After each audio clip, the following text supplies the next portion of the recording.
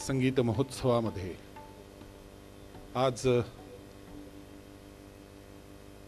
सुरभास्कर भीमसेन जोशी यांच्यावरचा कार्यक्रम सादर करताना आम्हाला आनंद होतोय। याचं सगळ्यात मोठं कारण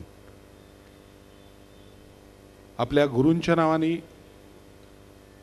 पुण्यामध्ये सुरू करून जगभर पसरवलेला सवाई गंधर्व संगीत महोत्सव, असे महोत्सव वेगवेगळ्या शहरांमधून व्हावेत ही संकल्पना भीमसेनजींच्या मनामध्ये कायम होती। आणि आबाकडे ज्यावेळेला त्यांना पहिल्यांदा निमंत्रित करायला गेलं तेव्हा त्यांनी असा संगीत महोत्सव आपण सुरू करणार असाल तरच मी सांगलीमध्ये येईन, माझं अत्यंत ते लाडकं शहर आहे असं सांगितलं होतं। आणि एका वेगळ्या अर्थाने त्यांच्याच प्रेरणेतून हा संगीत महोत्सव सुरू झालेला आहे। आणि अशा व्यक्तीला भारतरत्न मिळणं हा एका परीने या महोत्सवाचाही वेगळ्या अर्थाने सन्मान आहे असं मनापासून म्हणावंसं वाटतं। खरं तर पंडितजींचा ऋणानुबंध सांगलीशी अनेक प्रकारे आहे, मी नंतर ओघामध्ये सांगीनच। पंडितजींनी ज्या पद्धतीने जगभर पोचवली ती वर्णनातीत आहे। फक्त तोच भाग जरी नुसता मांडायचा म्हणला तर कित्येक दिवस पुरणार नाहीत, इतकं प्रचंड गानकार्य पंडितजींकडनं झालंय। पण शास्त्रीय असेल, उपशास्त्रीय असेल, नाट्यसंगीत असेल, चित्रपटातलं पार्श्वगायन असेल, अभंग असतील, सर्व प्रकारांमध्ये गायन करून पंडितजींनी त्या त्या क्षेत्रातल्या रसिकाला तर तृप्त केलंच, पण जे खऱ्या अर्थाने गाण्यामधले रसिक असतात त्यांनाही आपल्या गाण्यातल्या वैविध्यतेने विस्मयचकित करून टाकलं। आज या सर्व लोकांच्या साथीने तो सांगीतिक प्रवास खरं तर पंडितजींचा घेण्याचा आमचा हा छोटासा प्रयत्न आहे। कदाचित याच्यामध्ये पंडितजींचं आयुष्य कुठेतरी थोडंसं मागं पडेल, कारण संगीत इतकं प्रचंड आहे आणि तेच ऐकणारा रसिक या महोत्सवातही येतो याची आम्हाला पूर्ण कल्पना आहे। अभिजात शास्त्रीय संगीत हा खरं तर भारताच्या संस्कृतीचाच आत्मा आहे आणि गंगोगाप्रमाणे हा प्रवाह अखंड वाहता ठेवताना अनेकांनी त्याच्यामध्ये आपलं योगदान दिलेलं आहे। परंतु स्वतःच्या घराण्याची गायकी जपत, स्वरांच्या लयकारीचा सातत्याने शोध घेत, आपल्या प्रतिभेनं स्वतःचं स्थान निर्माण करणारे कलावंत अगदी विरळे असतात। भारतरत्न भीमसेन जोशी हे त्या स्वर पर्वताचं अत्युच्च शिखर आहे असं म्हटलं तर वावगं ठरणार नाही। अत्यंत निष्ठेने आयुष्यभर स्वरांची पूजा मांडताना पंडितजींनी स्वनिर्मित रागांपासून बंदिशींपर्यंत आणि नाट्य संगीतापासून ते पार्श्व संगीतापर्यंत स्वर मालिकांची एक आरासच उभी केली आणि कोट्यवधी गान रसिकांना तृप्त केलं। एखादा कलावंत त्याच्या कलेनी रसिकांपर्यंत पोहोचतोय खरंच, पण त्याच्या त्या आढळपणापर्यंत पोहोचण्याचा प्रवास मात्र कित्येकदा आपल्या लक्षात येत नाही। माग 2 वर्षापूर्वी इथं मी गदिमांविषयी बोलत असताना किंवा त्याच्या आधी बाबूजींविषयी बोलत असताना हेच म्हणलं होतं की या दोघांची आत्मचरित्र, बाबूजी आणि गदिमांची सुद्धा अशा ठिकाणी संपलेली आहेत की जिथं त्यांना पहिला चित्रपट मिळाला, गीतकार म्हणूनही आणि संगीतकार म्हणूनही। कारण त्यांनी असं म्हणलं की इथून पुढे आम्हाला खऱ्या अर्थाने समाजामध्ये उचललं जाणार आहे, स्थान वेगळं माझं निर्माण होणार आहे। याच्या आधीचा प्रवास आमच्या दृष्टीने आत्मचरित्र म्हणून महत्त्वाचा होता। इथून पुढे जे जे शिखराचे नवीन टप्पे आम्ही गाठू या प्रत्येक ठिकाणी रसिक आमची दाद मोजूनच घेणार आहेत, त्यामुळे ते लिहिण्याची गरज नाही।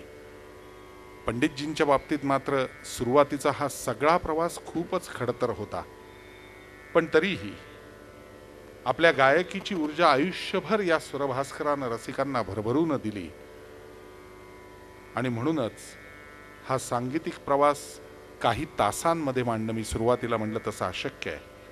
तरी सुद्धा आमचा हा छोटासा प्रयत्न की ज्यातून त्यांच्या गान कर्तृत्वाला विनम्रतेने आम्ही प्रणाम करू इच्छितो।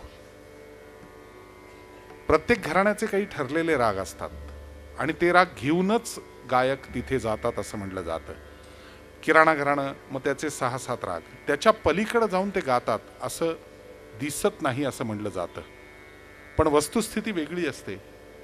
सर्वच प्रकारच्या रागांचा रियाज हा कायम झालेला असतो. त्यातले आपल्या स्वतःच्या वैशिष्ट्यांचे राग घेऊन आपलं घराणा घेऊन जाणं हे महत्त्वाचं असतं. राग आणि दिवसाचे प्रहर यांचं एक नातं आहे. पण खरं तर माझ्या मनात कित्येकदा असा प्रश्न येतो की अमुक राग म्हणजे अमुक प्रहर किंवा अमुक राग म्हणजे अमुक पद्धतीने त्यातून निर्माण होणारा एखादा अनुस्वार. कधी असं उलटं होईल का की सकाळचा राग असं ज्याला म्हणलंय तो कदाचित अशा पद्धतीने उमटेल की मध्यरात्री सुद्धा ऐकताना माझ्या मनात सकाळ झाल्यासारखं वाटेल. कदाचित ही ताकद ज्या लोकांमध्ये असते अशांपैकी भारतातलं सर्वोच्च नाव म्हणजे भीमसेन जोशी. त्यांच्या पहिल्या सकाळच्या रागापासनं आपण या स्वरभास्कराचे देणे या मैफिलीची सुरुवात करतोय.